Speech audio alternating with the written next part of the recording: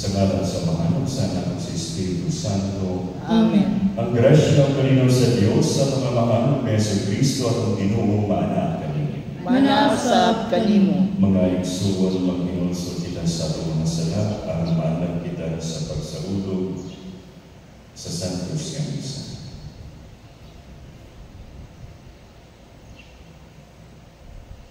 Nagakompisa ako sa Diyos nga magkagahong sa tanan, o kanino mga igsoon, nga nakalakas sa kulaguyamot sa nauna, sa pulong, sa buhat, o sa wala pagbuhat sa kinahanglang buhaton. Kaya akong sala, akong dakong sala. Busa na ngamuyo ako kag Santa Maria nga kanunay mulay, sa tanang mga anghel ug mga santos, ug kaninyong mga igsoon, aron ninyo munyampo sa Ginoo nga akong Diyos. Kaluyan na kita sa Diyos, nga magkagahong sa tanan, ug pasaylo ng atong mga sala, lalo ng taginaniya ngadto sa kinabuhing tayo. Amen.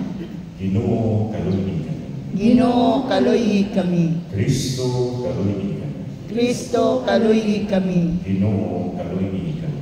Ginoo, kaluyi kami. Mag-among kita. O Diyos, among amahan, o tigpanalingkod, kung wala ikaw, wala'y malingkod, wala'y santos.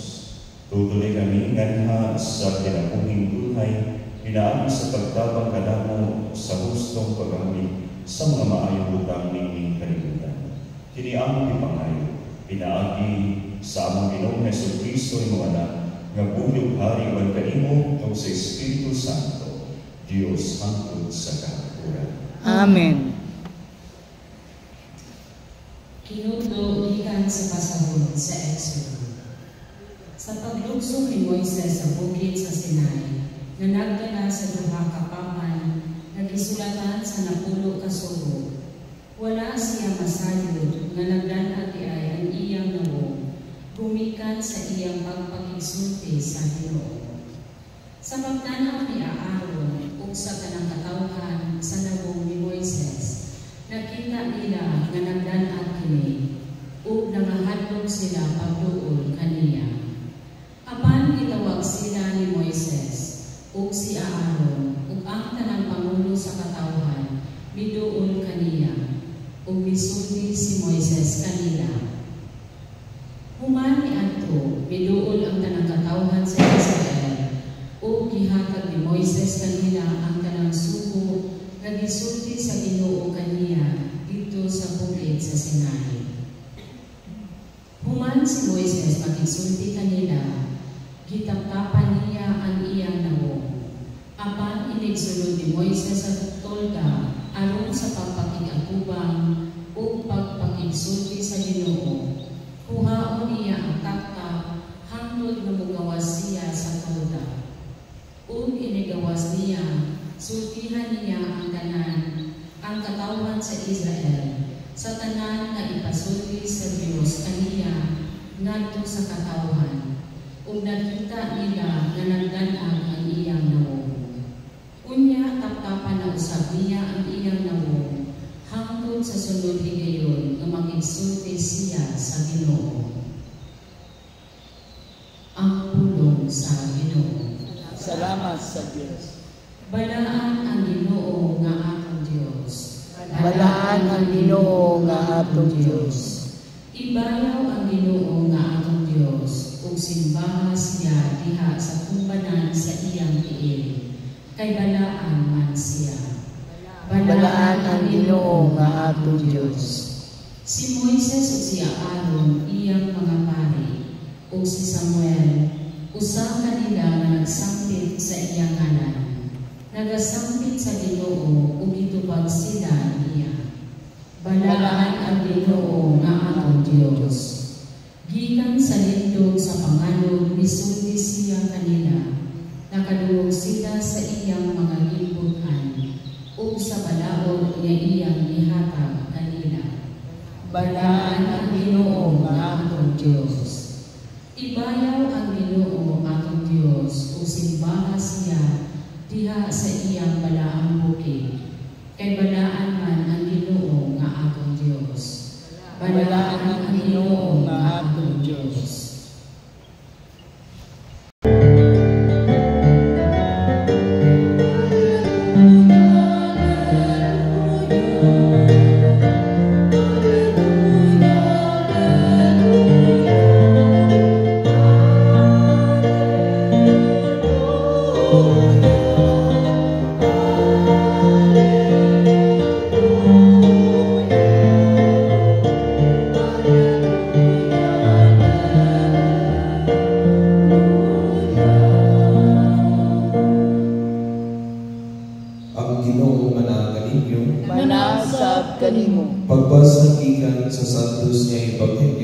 ngalan ni San Mateo. Himayaw ikaw, O Ginoo. Sa Jesus mingon ngadto sa katawan, ang kingharian sa langit sama sa usa ka bahandi nga ginubong dito sa usa ka uma. Ug nahitabo may kalutan kini sa usa ka tawo, apan iyang ginubong pag-usab. Hilabihan niya dipaya ug tungod niini milakaw siya ug iyang ibaligya ang tanan niyang katigayunan. Ug niya ibalik siya ug iyang gipalit ang uma. Ang kingharian sa langit sama sa usa ka negosyante nga nangitag manindot nga mga putya. Sa diyang nakakaplag siya usa ka putya nga may talagsaon kanindot, milakaw siya ug gipalit ang tanan iyang katigayunan ug niya gipalit ang putya. Ang Ebanghelyo sa Ginoo. Daygon ikaw, O Kristo. May buntag mga isulog ng Kristo. May buntag sa Father. Katong Tuni 2010. Nahatagan ni og kining oportunidad sa usa sa among pastoral exposure nga ma-assign dito sa Payatas sa Quezon City.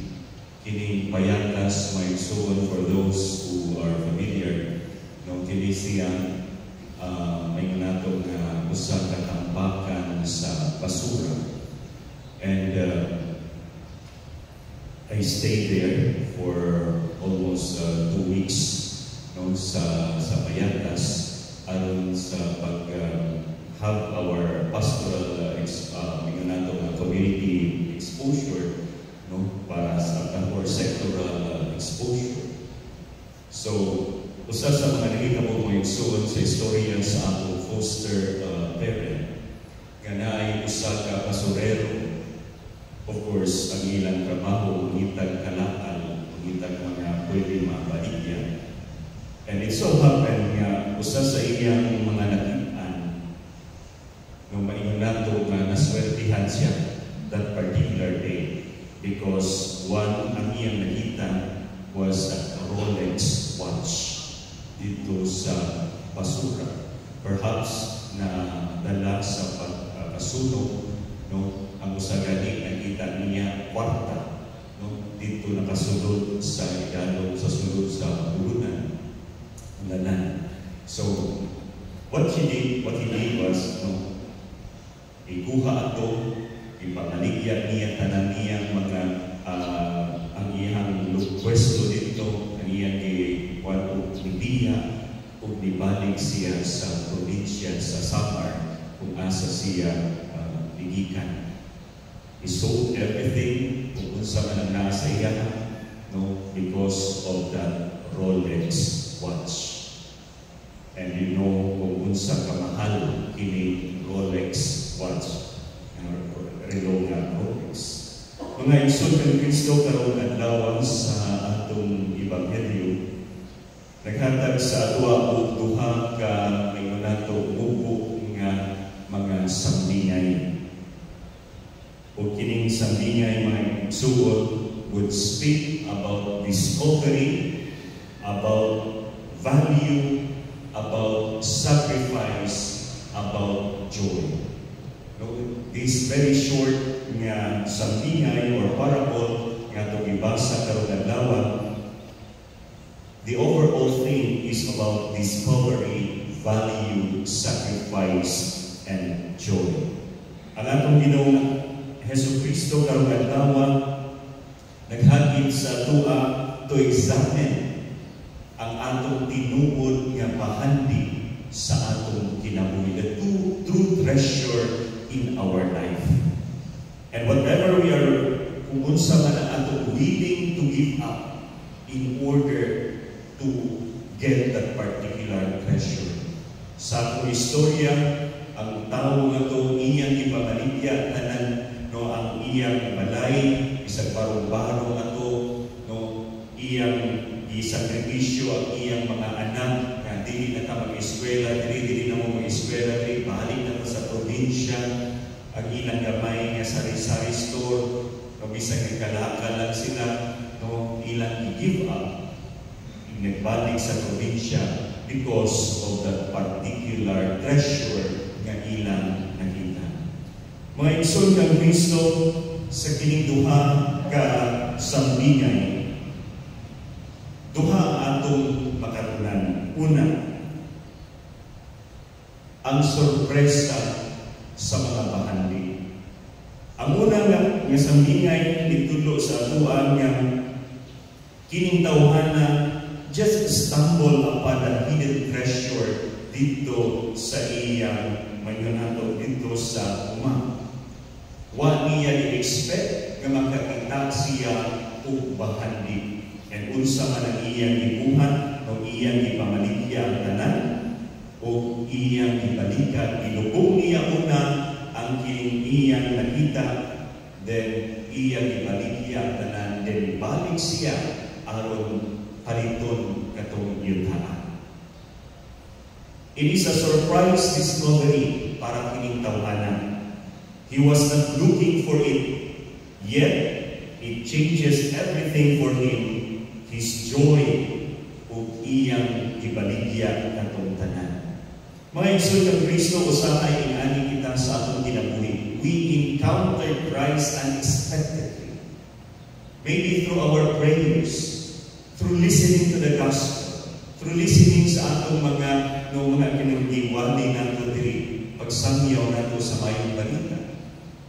We unexpectedly encounter Christ in our brothers and sisters, and that changes our lives. Sometimes we encounter Christ sa mga sitwasyon sa atong kinabuhi, and it would change everything unexpectedly, in a surprise. Magurantanan kita na something nga hitabo. We know the life story of the late Pope Francis before he entered the seminary. Na siya uyab, ganahan nung siya mag-settle down sa iyang uyab. But before sa ilang date, naay sila yung date unta, when Pope Francis then niagi sa tubangan sa simbahan, something caught him, and he went to confession, and there, after confession, everything changes. Wala niya i-expect na may tabuato, everything changes sa iyang kinabuhi. He left his profession, and he left ang iyang planunta niya magninyo for that particular calling. And when Pope Francis was elected, buhi pakatong iyang uyab sa una. And she was interviewed, and during sa interview, nangutan ng reporter nga wa pa ninong ipakiglaban ang inyong relasyon. And that woman answered, kung ipakiglaban nako katong among relasyon, naabamoy Pope Francis karon.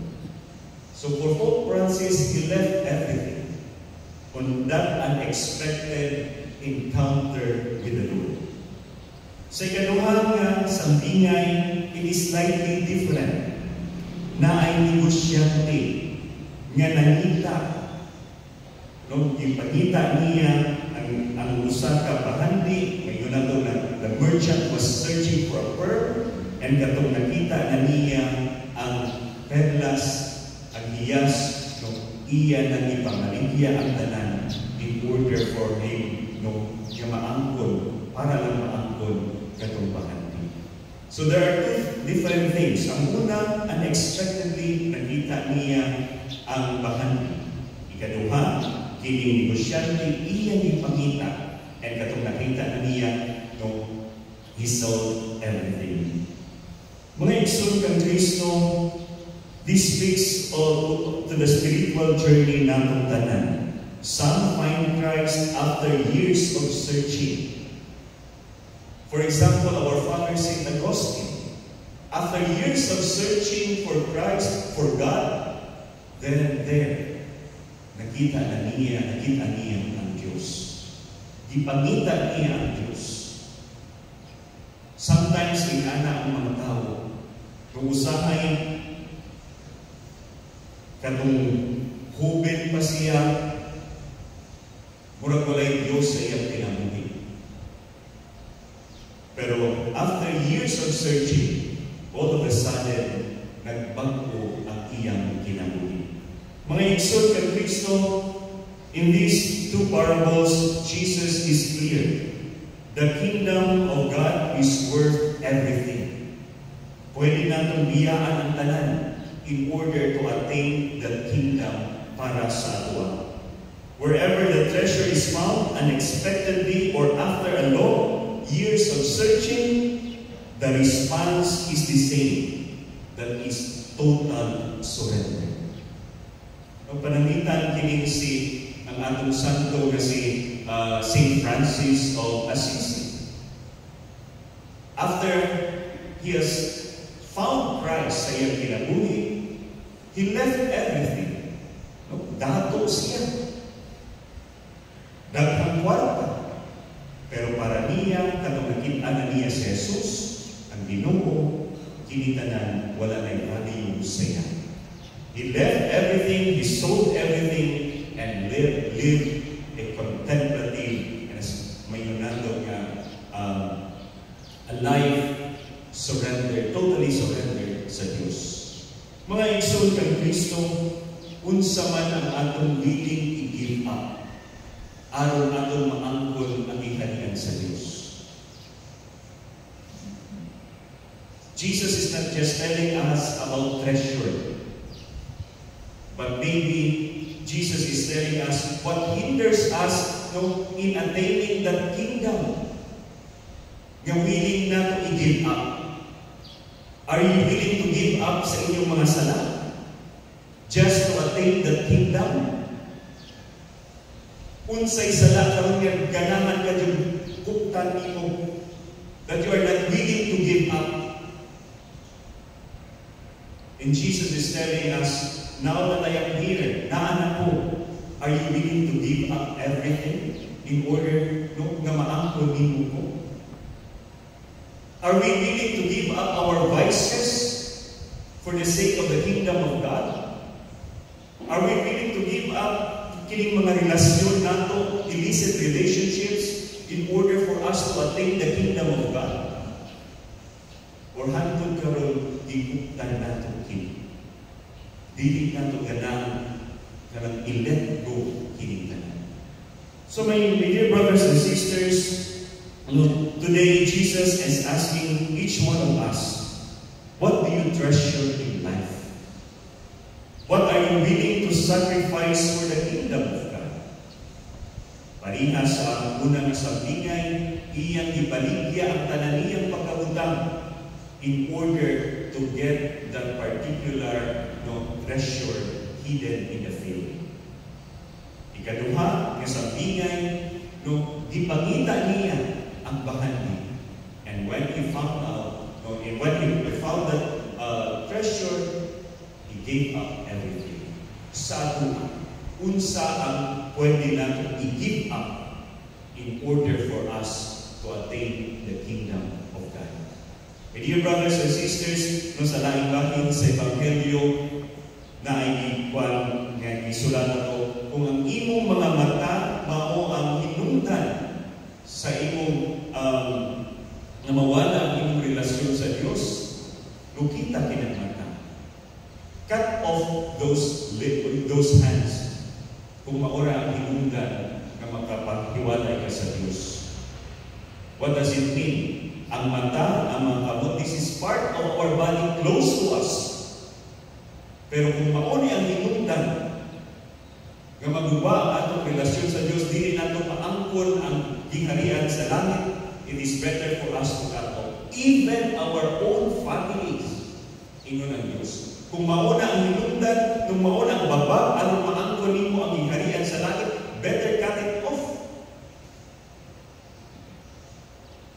Panalitan ang imong pamilya, ati, magsigit ng anak.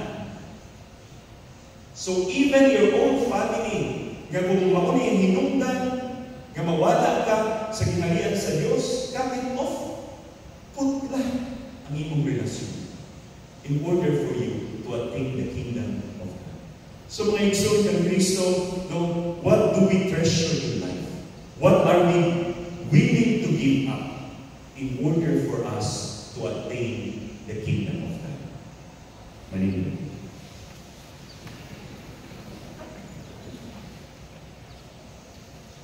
Paminawan nato ang pagdapit sa Dios atong Amahan ug pangayoon gikan kaniya ang unsay atong gitinguha. Mag-ampong kita, Ginoo among Dios, patalinghugi kami. Ginoo among Dios, patalinghugi kami. Nga ang Santo Papa o ang mga kaobispuan, pag-iyahan o madasig pinagi sa kinaatman sa Ebanghelyo, mag-ampo kita. Ginoo among Dios, patalinghugi kami. Nga sa tupang paagi, gamito nato ang material ng mga gasa na giginahanglan alang sa atong kayuhan, inay mamahimo kitang biktima o maulipon sa karako. Mag-ampo kita. Ginoo among Dios, patalinghugi kami. Nga sila nga nangita sa kamaturan udangan ngadto sa mas halaw kapag ilang umuto ang Hesus Kristo ang labing bilin perlas. Mag-ampo kita. Ginoo among Dios, patalinghugi kami. Nga mga masakiton o sila nga nagatiman kanila papanalanginan diya sa ilang mga sakripisyo. Mag-ampo kita. Ginoo among Dios, patalinghugi kami. Ngayon ang isipon, katagos o mapuslanon alang kanamo, alang Teofilo kamo magpabayan ng anto sa altar sa mga santos. Mag-ampo kita. Ginoo among Dios, patalinghugi kami. Nga sila kami halina, gikan ini kinabuhian, makadangat ngadto sa kaninaw tunay. Mag-ampo kita. Ginoo among Dios, patalinghugi kami. Langit ng Amahan, tinugdan sa tanang kayuhan sa kinabuhi. Tabangi kami aron maalamon namong gamiton ang imong mga gasa ug magsanya kami diha sa bahandi sa imong gugma. Kini among ipangayo pinali Kristo ang Ginoo. Amen.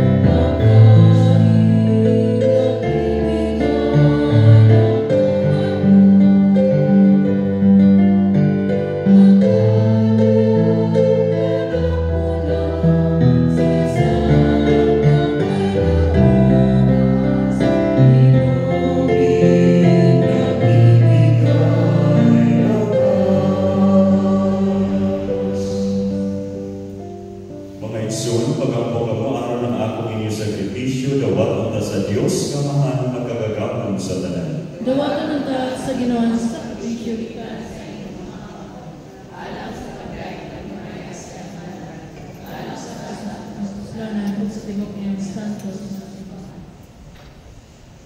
O Ginoo, dawatan kining mga alam nga among gipili ikan sa imong daghang mga grasa. Kining Eucharistia magsantos unta kanamo ug magdala kanamo nganhas sa mga kalipay nga tunay.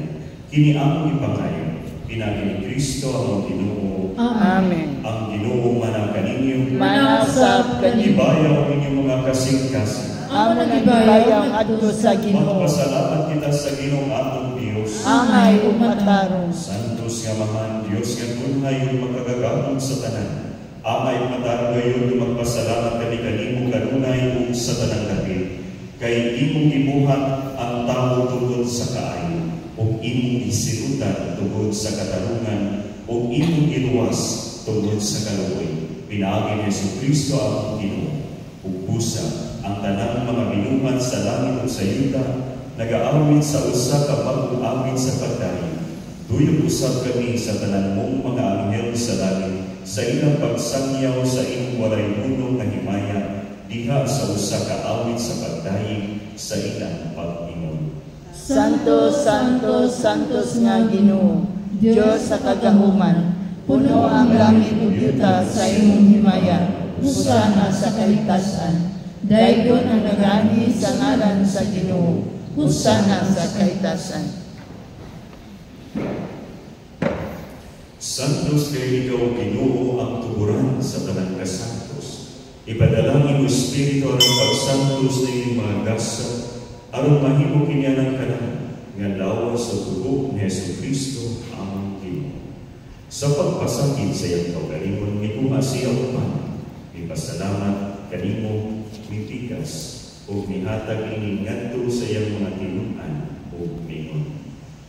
Dawata kini ninyo tanan o kanan. Kay kini mga akong lawas nga itugyan anak ka.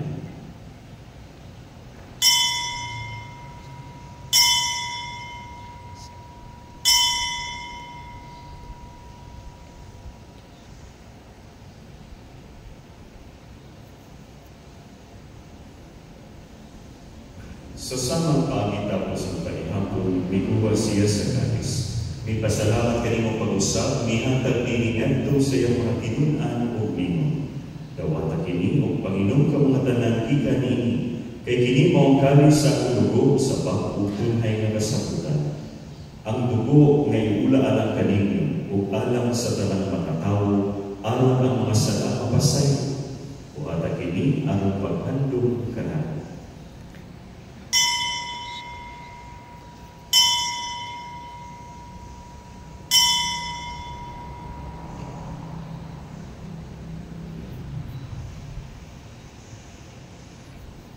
Kini ang misteryo sa pagtuo.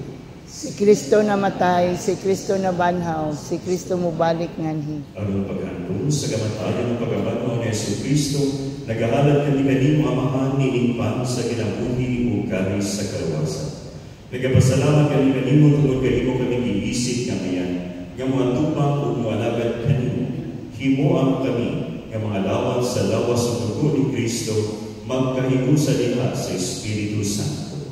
Pinumdumi Ginoo ang imong simbahan sa tibuok kalibutan. Himoa nga mahigpit kami diha sa gugma uban ni Leo ang Papa, ni Julito ang Obispo ug sa tanang mga pari. Hinumdumi usab ang among mga igsoon nga nagamatay, malaunon nga mabanhaw sila, ug ang tanan nga namatay diha sa imong kaluoy. Dada silang tanan sa pagsudong sa kahayag sa imong namon. Kaluwi kami tanan, himo kami nga ngayon na makaampit sa kinabuhing tunay. Uban ni Maria ang inahan nga ulay sa Dios, uban ni San Jose ang Pangay, uban sa mga apostoles, ug sa tanang mga santos nga nagatuman sa imong kabubuton latas sa kaligaya. Uban kanila ang ikaw nga daygon, ug ang ikaw nga himayawan, pinaagi ni Jesucristo imong anak. Pinaagi kaniya, uban kaniya, ug diha kaniya. Gihatag na kanimong makagagahong kamahan diha sa kayusa sa Espiritu Santo ang tanang dugo ug himaya hangtod sa kahaturan. Amen. Karon mag-ampo kita sa amahan at gamiton ang mga puno nga itulog nato sa atong panunos. Amahan namo nga nasa langit, pagdaygon ang imong ngalan, umabot ka namo ining harian. Matuman ang imong pagbuti sa yuta mayroon sa langit. Ang kalan namo sa matag adlaw, ihatag ka namo karong adlaw, ug pasayloa kami sa among mga sala. Maingon nga nagapasaylo kami sa mga nakasala kanamo, ug dili mo kami tugyan sa mga panulay. Hinunua luwasa kami sa tanang dautan. Mangayo kami kanimo Ginoo nga imo kaming luwason sa tanang dautan. Hatagi kami sa kalinaw nining panahona ang tinabangan sa imong kaluoy. Mahali kay kami kanunay sa sana ug mahinayo sa tanang kasama. Samtang nagapaabot kami nga malaumon sa pagbalik ni Jesucristo among Panginoos. Kayo man ang gingharian, ang gahom ug ang himaya, hangtod sa kahangturan. Ginoong Jesucristo, nag-ingon ka sa imong mga apostles. Ang kalinaw ibilin ko kaninyo, ang kalinaw ihatag ko kaninyo. Ayaw tanawang ang mga sala, kundi ang pagsalig sa imong simbahan ug sigog sa imong kabubuton. Hatagi kami sa imong kalinaw ug kahigusan. Ikaw nga buhi ug hari, hangtod sa kahangturan. Amen. Ang kalinaw sa Ginoo sa kanunay maanaan kami. Manawag kanimo. Ipakita ng pahiningso.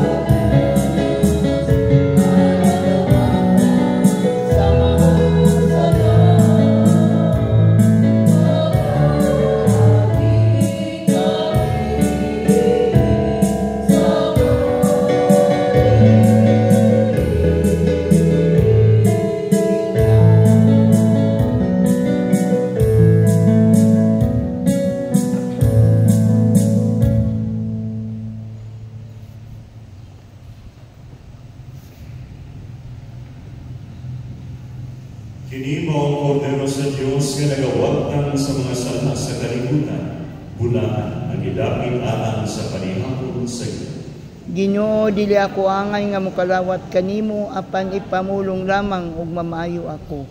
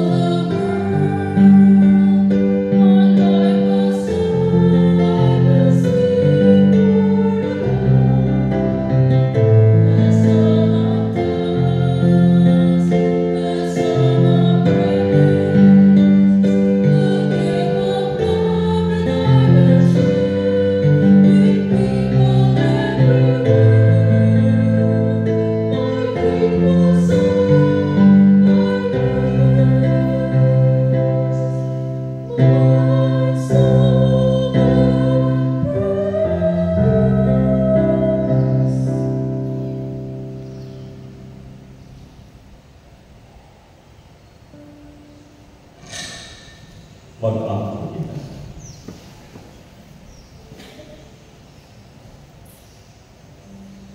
O Ginoo, dawata ang sakramento nga nagasaulo sa hadumanan sa pagpasakit o pagamatay sa imong anak. Kininggasa sa iyang gugma, magdugang unta pagpulos sa among kaluwasan. Kini among ipangayo, pinagi ni Kristo among Ginoo. Amen. Ang Ginoo manahan ninyo, Manausap o manalangin kaninyo Diyos nga magkagagahom sa tanan.